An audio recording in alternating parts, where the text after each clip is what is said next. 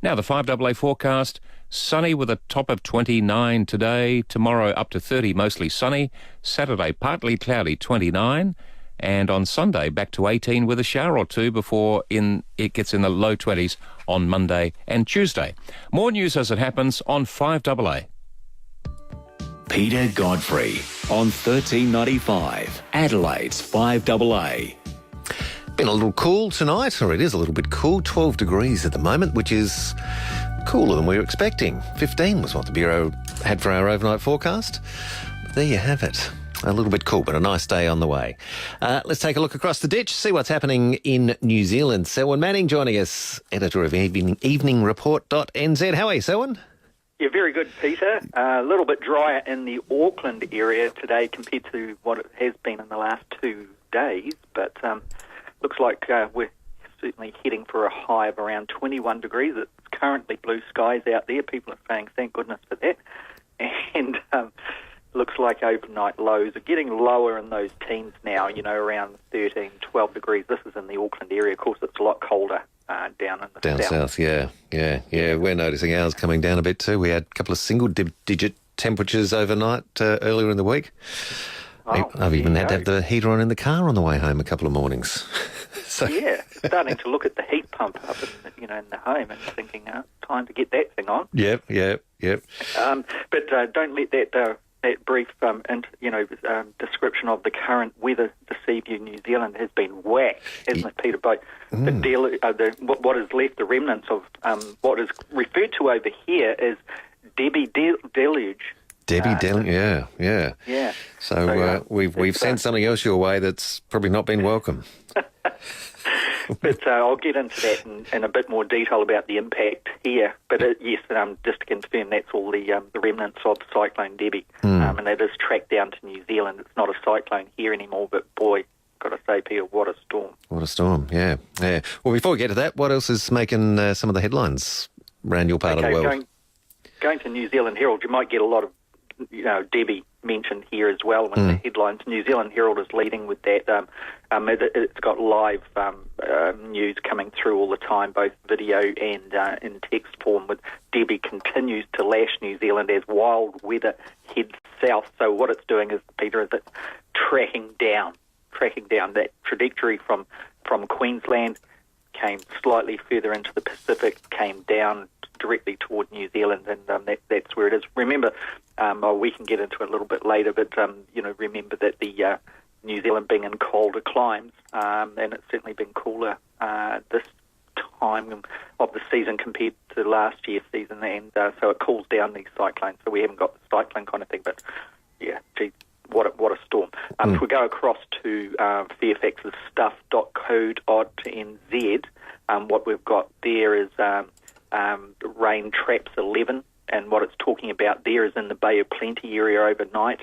There's people trying to actually evacuate from their homes, got into their vehicles, but then they found that they were trapped on land. They're safe enough, but it's like an island. And there's talk at the moment that if the floodwaters do not recede enough in the next few hours, that helicopters will be sent in to evacuate them. Another leading story on stuff.co.nz is relating to what it's saying in the headline is breakthrough, and this is relating to a missing person, a young man who down in the Nelson area, which is at the top of the South Island, Peter, has been missing for 7 years with very little detail as to what has happened to him. Now, divers in the Nelson Harbour were looking at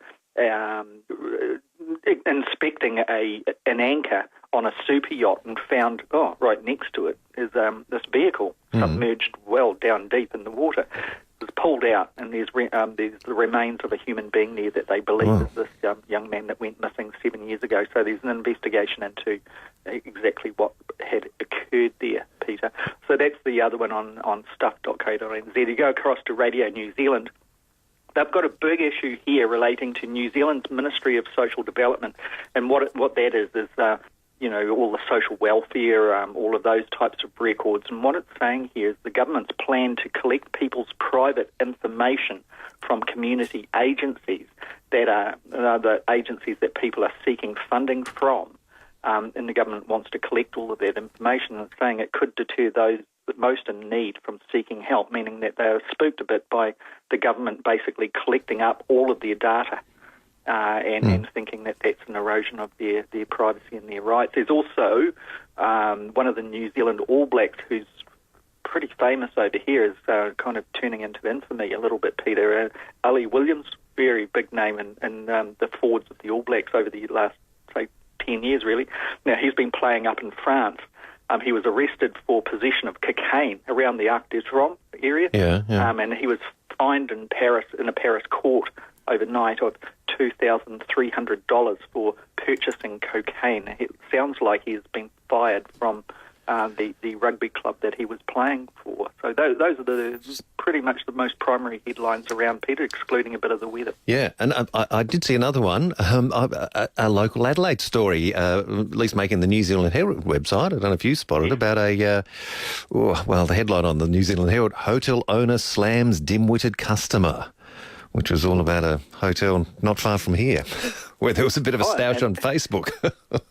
And is the lousy customer a Kiwi? No, I don't know why that came up on the New Zealand Herald, but obviously, they saw that as a story. Yeah, there was a bit of a disagreement between a customer and the owner of the premises, and it evolved into a few nasty words. Yeah, a few nasty words on Facebook. Yeah, it was big news here in the papers yesterday. I did see a bit of mention of that. I think why that's getting some news over here, Peter, is because of all of the coverage that has been going on, I think, particularly through the New Zealand Herald, relating to these extra direct flights to Adelaide from New Zealand. And I think it's been, Adelaide's been on the radar a little bit more, and I think the Herald is kind of thinking, okay, well, we've been talking about, this pod, we'll just see what's happening in Adelaide, and of course in the tourist sector is probably on their radar even more. Yeah. And that's probably an explanation as to why that story had a bit of legs across the Tasman. Well, the hotel in question is a very nice hotel. I've been there before, and I hope the story doesn't deter people from going there. No, I'm sure it wouldn't, Peter. I think most people that have travelled, certainly those that are in the hospo area, would be thinking, oh, no, I can see exactly how this happened. I'm not trying to say that it's all the fault of the no, well, it was somebody made a booking for 2 people, but 17 people turned up. And the hotel didn't have any room for them, and so the 17 were a little bit put out by that. It seems. That reminds me of once when I was going to Nigeria, Peter, with on a bit of a job I was doing, and arrived in Nigeria. The hotels had all been secured and everything, but there was a bit of an influx of people into Abuja, which is the capital, right in the centre, and we found that in glorious embrace of commercialism on the supply and demand, because there was extra people in the city, that flogged off all of the rooms to the highest bidder. Oh. In the middle of Nigeria with nowhere to go. Ended up in a place called, the Top Rank Hotel, which was unfortunately right next to, its compound was right next to the police headquarters. Oh, nice. An issue relating to hearing people scream through the night. So it was one of those unfortunate, a memorable, to say the least. A memorable visit. Yeah. Memorable visit to Nigeria, for sure. But yes, so that's pretty much all the. All right. Well, let's deal with a bit of wandering into nostalgia. Yeah. So, how badly has some areas been affected by the remnants of Cyclone Debbie? What's happened? Yeah, New Zealand's certainly been whacked by this Cyclone Debbie as it came across here. Heavy rainstorms, gales, as you'd imagine, Peter, causing havoc, mainly in the North Island so far, but it's tracking down over the top of the South Island as we speak, and it's anticipated that there's going to be really a lot of weather damage and potential flooding down there as well. Now, what has occurred in the Auckland area is landslips occurred on Tuesday night, Peter, in Auckland, and the suburb in particular got a lot of notice here was Kohimarama, and that's in one of the prestigious kind of suburbs on the eastern side of Auckland City, overlooking the Hauraki Gulf. Now, initially, what had occurred there was a landslip came down and basically bowled into some apartment buildings. And originally there were fears that 2 people were buried under metres of mud. The residents of those apartments went out and with their bare hands were digging through the mud, trying to ensure that there weren't people under there. 2 people were unaccounted, but later on they were accounted, and thankfully that they were all okay. Then again, on Auckland's North Shore, Peter, some homes with multi-million-dollar views on the cliff's edge looking right out over the sea of the Hauraki Gulf. They were in danger and still are in danger of slipping into the sea. The residents reported on Wednesday that they woke up to realise one resident woke up to realise half of his backyard was gone. It had collapsed right into the Hauraki Gulf. His house is, a lot closer to the edge of New Zealand than what he purchased some years ago. Then there's the issues relating to flooding. Now, remember, it's only a matter of weeks ago since I was reporting with you, Peter, how the eastern rural blocks of Auckland, that there was a huge storm that had gone through, and there was immense flooding through the rural areas. So all the ground is very, very wet still and still recovering from that, which raises the issues of whether or not the cliffs around Auckland, particularly around that eastern side, are safe and stable. And that's been a question that has been asked in particular yesterday afternoon, no doubt will continue today. Now, it's not necessarily a proportion of blame, but one of safety. There's a lot of traffic and a high volume of traffic, actually, that goes along the base of a lot of cliffs around that area.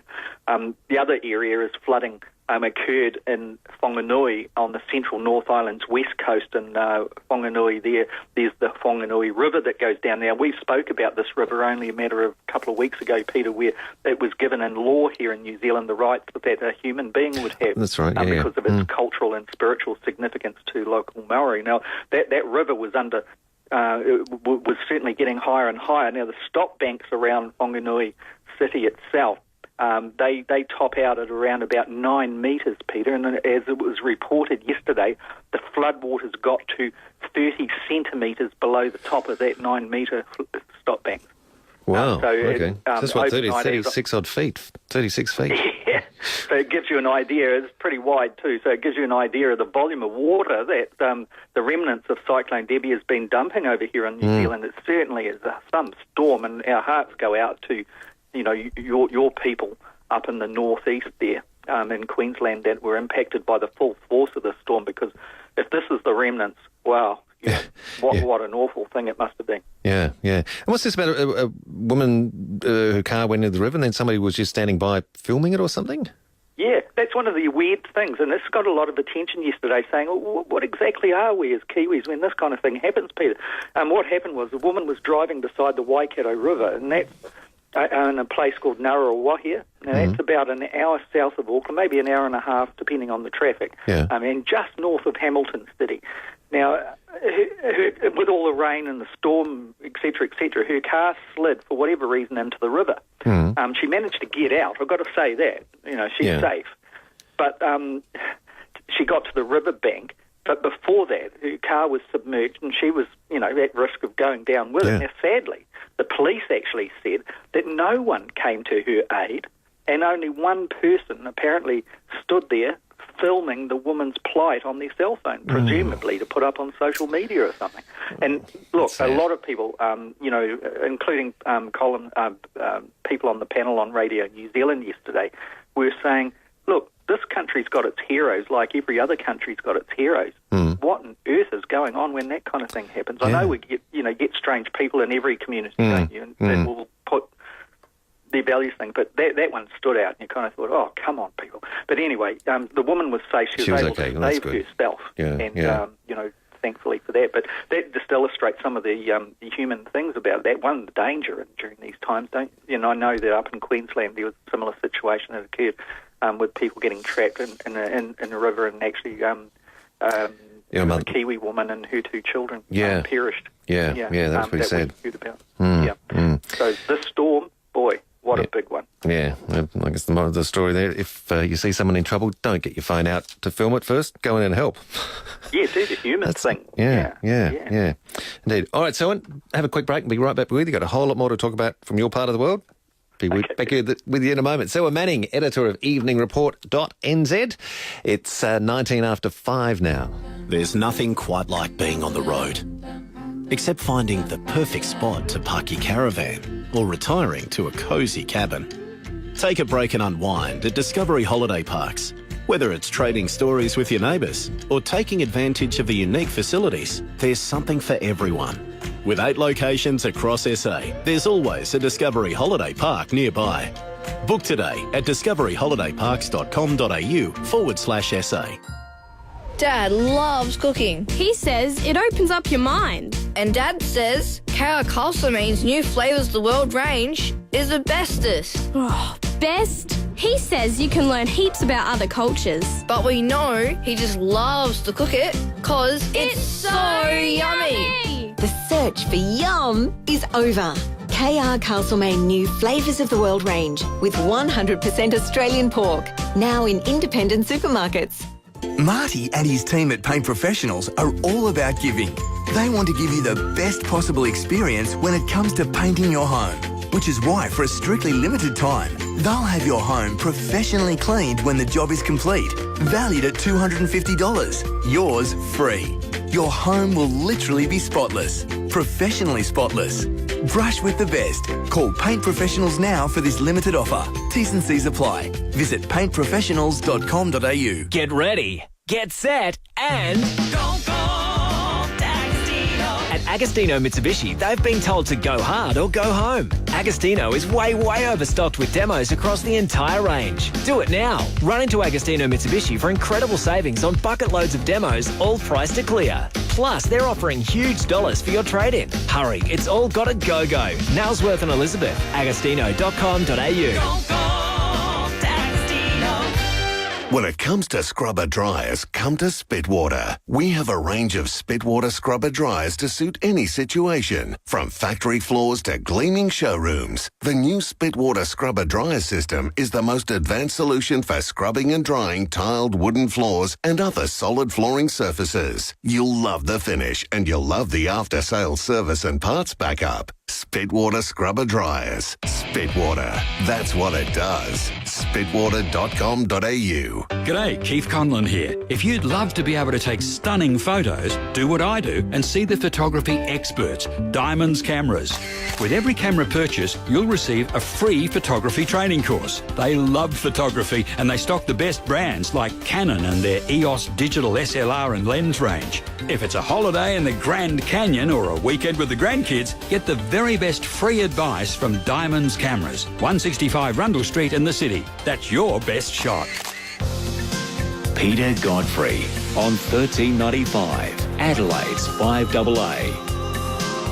And we're taking a look at what's happening across the ditch in New Zealand. Selwyn Manning, editor of EveningReport.nz, is with us. Now, Selwyn, an art theft, an art heist, ram raid on that, which has sort of posed a couple of mysteries, one in who did it and another one about the people depicted in the artwork as well. Yeah, that's right. It's an absolute mystery in a sense. Now, what happened earlier this week, Peter, two artworks depicting Maori portraits by the famous artist Lindau. Now, they're valued at around about $500,000 each, apparently, so $1 million worth of artwork here. That's a conservative estimate, apparently. Now, they were stolen during that ram raid, like you mentioned, at an Auckland International Art dealership shop in Parnell, which is a suburb of just very close to this part of the city there.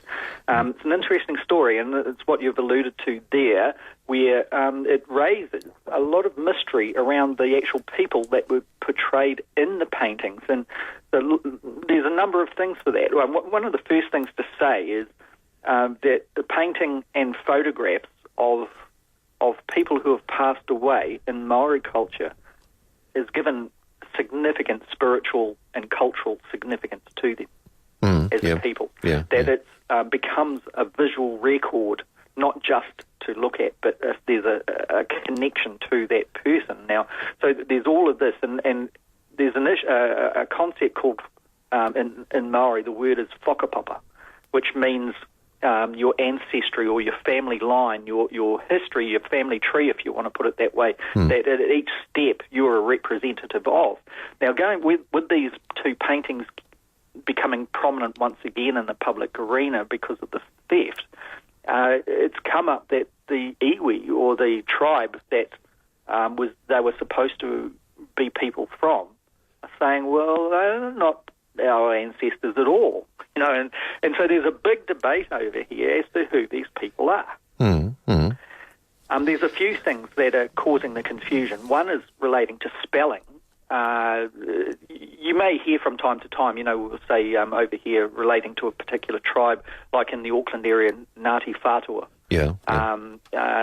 There's that Ngāti is like the prefix saying the tribe, so it's indicating that it's about a tribe, and then it will say, like I was saying there, Ngāti Whātua, the Whātua will be the one that's specific to that particular tribe, so what the tribe's name is. Now, in this case, the spelling of Ngāti was quite different. It's spelt Ngati. Well, Lindau's spelt it Ngātai. So a slight change there, but also from the point of view of what he is saying relating to the actual identification of the tribe, the way he's written it, it sounds like it could be the name of the South Island iwi, which is quite different, or even a hapu, which is like it